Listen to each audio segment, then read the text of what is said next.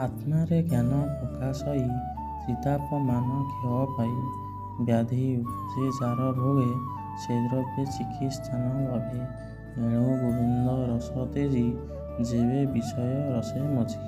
ଅର୍ଥାତ୍ ଆତ୍ମାରେ ଜ୍ଞାନର ଆଲୋକ ପ୍ରକାଶିତ ହେଲେ ତ୍ରିତାପ ମାନେ ମାଂସ ମଦ ମୋହ ନଷ୍ଟ ହୋଇଯାଏ।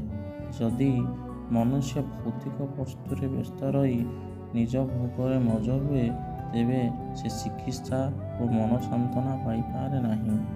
ମନ ଯଦି ଭୌତିକ ବିଷୟର ସ୍ୱାଦରେ ଲୀନ ରହେ ତେବେ ତାଙ୍କୁ କୃଷ୍ଣର ରସର ଉଜ୍ଜ୍ୱଳ ଅନୁଭୂତି ନ ମିଳେ।